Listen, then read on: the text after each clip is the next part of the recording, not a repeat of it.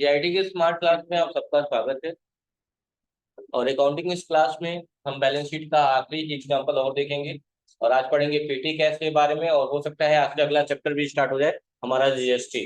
अब बस 3 दिन और 2 से 3 दिन, आज कल या परसों जो भी है, और उसके बाद से आपको कंपनी पे काम करना होगा, सिस्टम पे। सारी कहानियां खत्म, जो भी करना था कर चुके। Now is show time. ठीक है, तो ये आखिरी सब पहले कॉपी खोलेंगे, जिनकी नहीं होगी उनको घर वापस जाना पड़ेगा, जिनकी कॉपी में सॉल्यूशन नहीं रहेगा। ऑफर है, ऑफर का लाभ जरूर उठाएंगे आप लोग, मुझे पता है। यही जिनका सॉल्यूशन कॉपी में नहीं होगा वो घर जाएंगे। हाँ हाँ हाँ, साइलेंट हो जाइए। ए, सबसे पहले दिया ऑनर्स कैपिटल, आपकी साइड में लिखेंगे लाइबिलिटी साइड में। कैपिटल में क्या जुड़ता है क्या घटता है, देख लीजिए कहाँ दिया हुआ है, कहाँ दिया हुआ है। ए रहा, बस यही जुड़ जाएगा ना। नेट प्रॉफिट कैपिटल के बैलेंस में जुड़ के लिखा जाएगा। 1,05,000 और प्रॉफिट हुआ 26,250। कितना हो जाएगा? 26,5,31, 1,31,250। लाइबिलिटी साइड में, ये भी लाइबिलिटी साइड में हो गया कि नहीं हो गया? बस अब छापते रहिए। लोन है लाइबिलिटी, क्रेडिटर है लाइबिलिटी, डेप्टर है एसेट्स, इन्वेस्टमेंट एसेट्स, बिल प्राप्त हुआ है assets, plant and machinery asset, land and building asset, goodwill asset, patent asset, bill देना है दायित्व। कैश कहीं भी हो क्या होता है? एसेट्स। Closing stock assets. और कर्ज वाला खाता, तो कितने लाइबिलिटी हो गए? बैलेंस आया है 1,31,250। ठीक है, ये हो गया। उसके बाद क्या था? 70,000। 70,000 लिख लीजिए। उसके बाद क्या है? 28,000। 28,000 लिख लीजिए। उसके बाद क्या है? 22,750। उसके बाद क्या है? उसके बाद से है 87,50। ये है ना? तो आसान तो हो गया, देखिए। 1,31 में 70 जोड़ दिए, 2,01,000 हो जाएगा। 250 भी छोड़े रहिए, 250 छोड़े रहिए। 1,31,000 में 70,000 जोड़ेंगे, 2,01,000 हो जाएगा। हाँ, 2,01,000, और 2,01,000 में 28,000 और जोड़ दीजिए, 2,29,000। 2,29,000 में 22,000 और जोड़ दीजिए, 29 दूनी 31, 31 20 51। और 51 में 750, और 250 पर 1,000 हो जाएगा, 52 हो जाएगा। और 52 में 8 और जोड़ दीजिए, 60 हो जाएगा। और 750 है, 260, 750 आ गया। आ गया कि नहीं आ गया? अब दूसरा एसेट साइड में जोड़ लीजिए, 52,000 और 35,000, कितना हो जाएगा? 52 35, 52 में 30 जोड़ो, 82 5 87 हो जाएगा। हाँ ठीक है, खत्म हो। देख रहा हूँ पढ़ाई तुम्हारी, टेस्ट। हाँ ठीक है, ठीक है। और 87 में 8 जोड़ेंगे, कितना हो जाएगा? 95 हो जाएगा। 95 हो जाएगा। और 750 और 350 ज्यादा हो जाएगा ना? ज्यादा हो जाएगा, ज्यादा हो जाएगा, ये मत जोड़िए। केवल 39,000 जोड़ दीजिए उसमें। तो 95 और 40 मान लीजिए, कितना हो जाएगा? 35। 35 में से घटा दीजिए, 34। ऐसे जोड़ेंगे तो इधर का भी बैलेंस कितना आ जाएगा? 260, 750 इधर का भी आएगा। और इस तरह आपका बैलेंस शीट क्या आ गया? दोनों साइड में बराबर हो गया, और आपने सही कर दिया। ये तो सबसे आसान वाला क्वेश्चन था, जो कैपिटल में बस एक ही चीज जोड़ने वाला दिया था, ना घटाने वाला, ना कुछ कुछ नहीं था। और मैंने कहा था कैपिटल से स्टार्ट करते हैं, कैपिटल में जोड़ना घटाना जो भी एक कर लीजिए, बाकी तो ऐसे छाप लीजिए, हो जाएगा ना। चलिए, अगला है पेटी कैश। क्या है? पेटी कैश। पेटी कैश का मतलब जो पेटी में रख दिया जाए, जो पेटी कैश कह रहे हैं। कॉमर्स स्टूडेंट लोग बताएं, कौन कौन है कॉमर्स वाला? थोड़ा हाथ रही।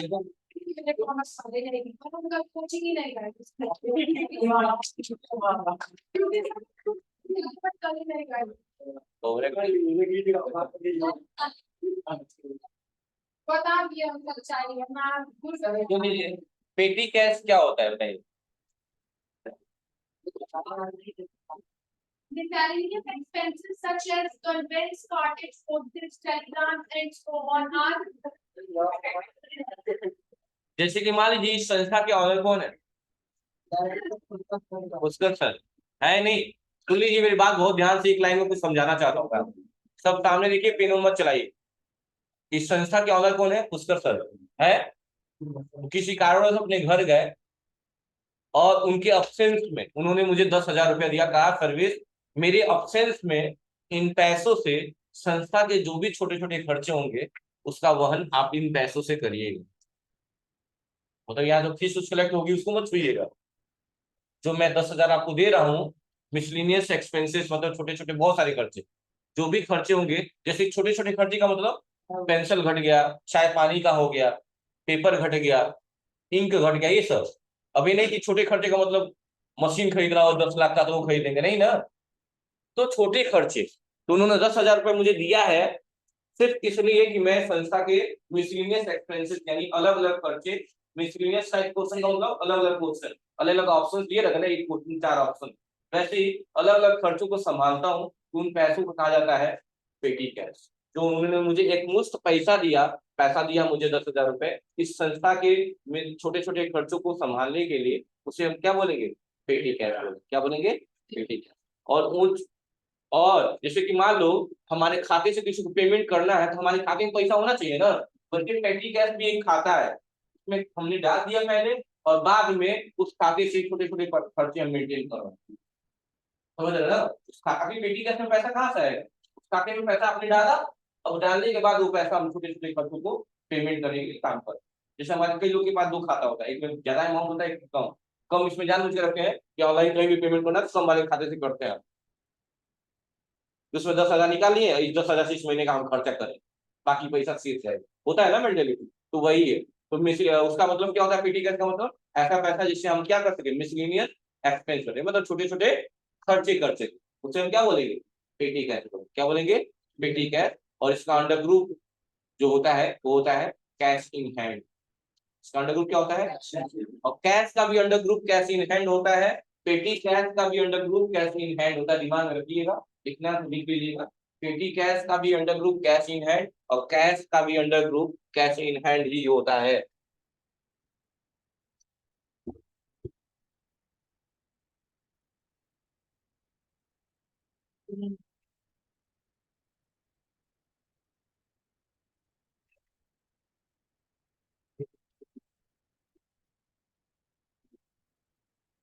कैश का under group cash in hand, petty cash का भी under group cash in hand. Commerce वाले लोग पढ़ाई करा करें।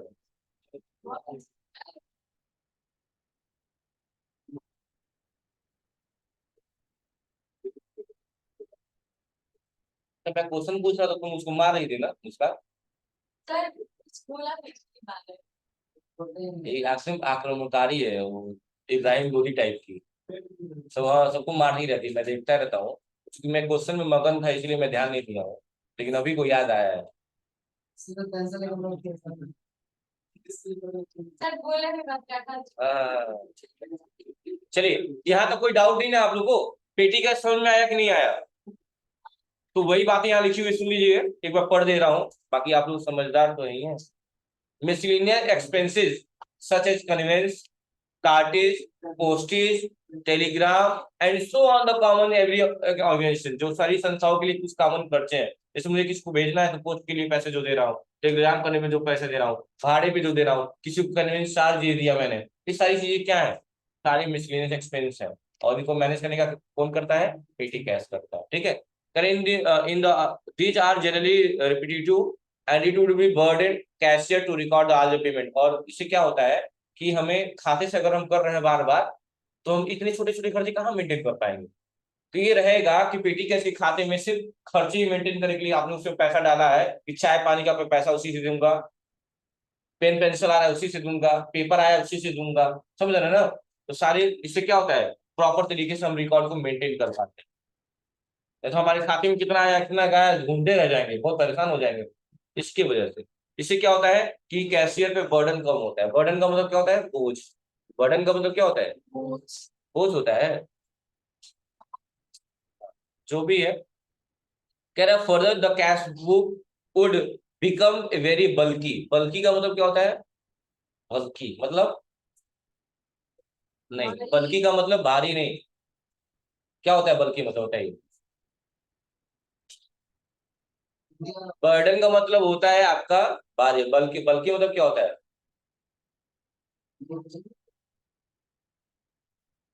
क्या हुआ बताइए? हक। बल्कि का मतलब क्या होता है? हल्का होता है। नहीं, एक मिनट, सॉरी सॉरी, लाइट का मतलब हल्का था, बल्कि का मतलब वजन वाला होता है, भारी।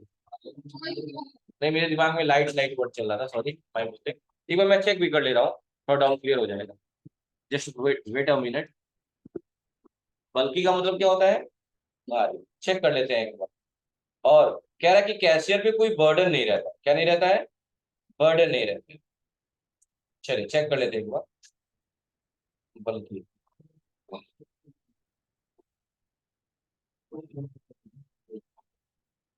कह रहा है कि ये सारी चीजें काफी बल्कि हो जाती है, भारी हो जाती हैं। इसकी वजह से लोग क्या करते हैं, जो भी बड़ी संस्थाएं हैं वो भारी भरकम ही होता है, सही है। बल्कि मतलब भारी भरकम ही होता है। तो ये काफी भारी भरकम होता है, इसीलिए संस्थाएं क्या करते हैं, सारी संस्थाएं क्या करती है, बड़ी बड़ी संस्थाएं जो भी है, इस पेटी कैश का इस्तेमाल करती है ताकि ट्रांजेक्शन को इमीडिएटली रिकॉर्ड। कह रहा है, क्वेश्चन ध्यान सुनिए क्या कह रहा है।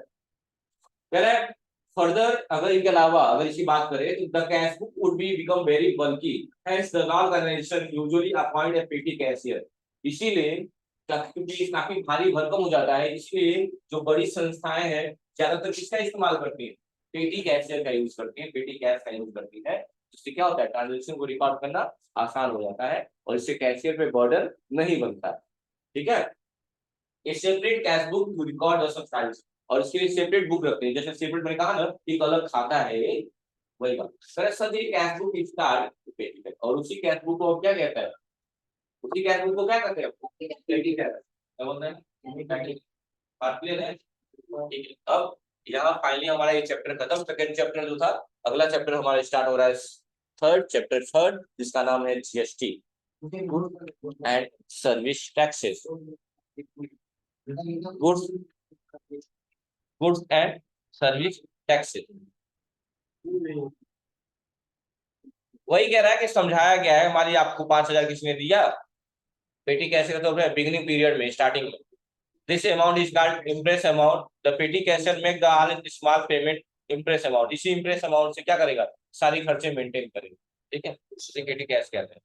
चलिए अगला चैप्टर क्या नाम है, lesson third, goods and service taxes. आप सभी जानते हैं कब लागू किया गया था ये,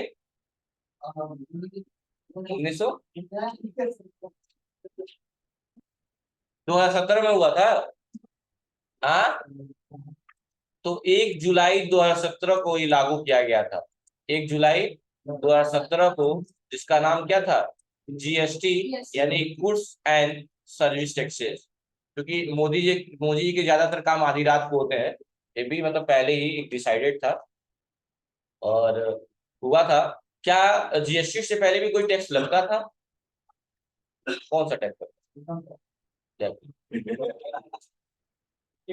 जीएसटी से पहले टैक्स कोई लगता था विकास? जीएसटी से पहले भी कोई टैक्स लगता था जिसका नाम था वैट, जिसे बोलते थे वैल्यू एडेड टैक्स। क्या लगता था जीएसटी से पहले? वैट लगता था, लिख लीजिएगा, जीएसटी से पहले वैट लगता था, जिसको बोलते थे वैल्यू एडेड टैक्स। नहीं, ये 2017 से भी पहले लगता था, अभी बंद हो गया वैल्यू एडेड टैक्स। तो इस टाइम काफी टैक्स की चोरी। अच्छा बताओ, नई तकनीक लाने का मतलब क्या होता है, चीजों को विकसित करना, यही ना। विकसित ये किया गया कि जीएसटी में जैसे सामान खरीदेंगे आप तुरंत गवर्नमेंट को टैक्स पे कर देंगे, मतलब चोरी होने के चांसेस बहुत ही कम हो जाते हैं। क्या हो जाते हैं? कम हो जाते हैं। जैसे कि अगर हम कहते हैं कोई चीज हम ये चीज बाद में देंगे, उसमें हम लेट कर देते हैं, थोड़ा सा सुस्त हो जाते हैं, उसमें हो सकता है दिक्कत, लेकिन इसमें क्या है, तत्काल ये तत्काल। अच्छा, स्टार्टिंग में जब जीएसटी आई लोगों को काफी दिक्कतों का सामना करना पड़ा। पहली बात, लोगों में एक थोड़ा सा हम लोग में एक मूर्खता है, कोई नई चीज आती है तो तुरंत हम उसका लगते हैं बाइकआउट करने, जानते उनके कुछ है नहीं। तो जीएसटी आया था, बहुत लोगों ने वो किया, नौटंकी किया, बहुत सारी चीजें हुई और लोगों ने भी लूटना स्टार्ट कर दिया। लोग कहते थे सामान लो 5 रुपए का और इस पर 1 रुपया जीएसटी लगेगा। हम लोग भी इसीलिए गवर्नमेंट को लोग आते भी थे, अरे ऐसा कर दिया बिगाड़ कर, लेकिन नहीं। तो गवर्नमेंट ने काफी एडवर्टाइजमेंट कराया, लोगों को जागरूक कराया, भाई जीएसटी कोई अलग से देने वाली चीज नहीं है, उसका नाम ही है गुड्स एंड सर्विस। जैसे आप गुड्स परचेज कर रहे हैं करता है तो उसके साथ ही टैक्स आपके चले जाएंगे, यानी कि एडिशनली कुछ नहीं देना है, वो इंक्लूड है, समझ रहे हैं ना। तब लोग थोड़ा सा लगा कि हाँ जीएसटी बढ़िया चीज, और आज देख ही रहे हैं। ठीक है, तो जीएसटी कब लागू हुआ था? 1 जुलाई 2017। और नोटबंदी कब हुई थी? 1919 में। सुन लो कब हुआ था?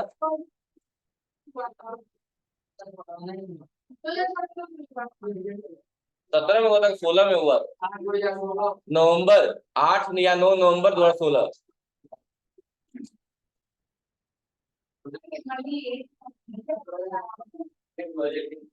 चलिए बात मत करिए, बात करने के लिए नहीं बोला गया है। अब देखिए आगे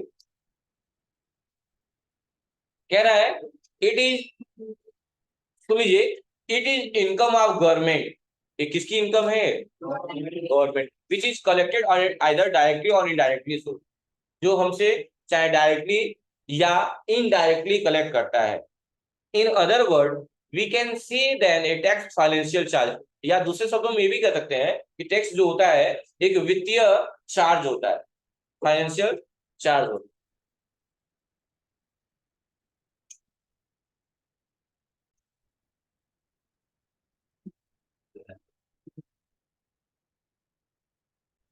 तो क्या होता है? एक फाइनेंशियल चार्ज होता है, वित्तीय चार्ज होता है, जो किसके द्वारा इम्पोज, किसके द्वारा लगाया जाता है?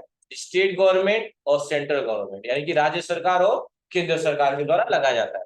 A tax is a fee. Tax क्या है? एक फी है which is charge by government, जो गवर्नमेंट के द्वारा लगाई जाती है किसी व्यक्ति या बिजनेस, यानी कि व्यापार। बिजनेस क्या होता है? व्यापार। व्यापार पे या किसी व्यक्ति पे ये चार्ज लगाया जाता है। India is a federal country where the both central and state government has power to levy the collect taxes. मतलब कि भारत एक ऐसा व्यापक देश है जहां दोनों सरकार को यह अधिकार दिया गया है कि वो टैक्स को क्या कर सकते हैं? कलेक्ट कर सकते हैं, इकट्ठा कर सकते हैं। कौन कौन कौन सरकार? राज्य और राष्ट्र नहीं, केंद्र। ठीक है, कह रहा before the GST according to the power prescribed by the constitution, यानी संविधान में इसका जिक्र किया गया। शायद जीएसटी संविधान इसमें है 101 में, शायद आर्टिकल 101 में इसका जिक्र किया गया है जीएसटी के बारे में। कह रहा है कि the central can levy tax on manufacturer, यानी सेंट्रल गवर्नमेंट क्या करेगी? उत्पादन पे टैक्स देगी, उत्पादन पे टैक्स कलेक्ट करेगी। और जो राज्य सरकार होगा वो सामान को बेचने, सामान या सर्विस को बेचने पे चार्ज होगा। दोनों का अलग अलग काम दे दिया गया कि हम किस पे टैक्स लेंगे। कोई लोग सामान बनाएंगे तो हम उस पर टैक्स कलेक्ट करेंगे, और तुम वो लोग जब बेचेंगे उस पर तुम कलेक्ट कर, समझ गए ना। दोनों सरकार का अलग अलग पावर है। अब कितने टाइप के टैक्स होते हैं? 2 टाइप के। डायरेक्ट टैक्स पूछा जाएगा तो हमेशा याद रखिएगा 2 टाइप के। और जीएसटी कितने टाइप के होते हैं तो उसकी बात भी होगी, लेकिन टैक्स 2 टाइप के होते हैं, डायरेक्ट और इनडायरेक्ट। तो जो प्रत्यक्ष रूप से लिया जाता है, सिंपल डेफिनेशन होता है, वो डायरेक्ट है। और जो जिसमें, हाँ जैसे समझो 2 पर्सन, मैं और तुम, सिर्फ 2 ही लोग, तो हमारे बीच में कोई भी चीज काम हो रही है तो उसको डायरेक्टली बोलते हैं। लेकिन अगर हम कोई चीज आपको दी है और आपने कहीं और ट्रांसफर कर दिया, मतलब किसी थर्ड पर्सन पे कोई चीज ट्रांसफर हो जा रही है, उसे इनडायरेक्ट बोलते हैं। जैसे जीएसटी भी किस टाइप का टैक्स है? इनडायरेक्ट।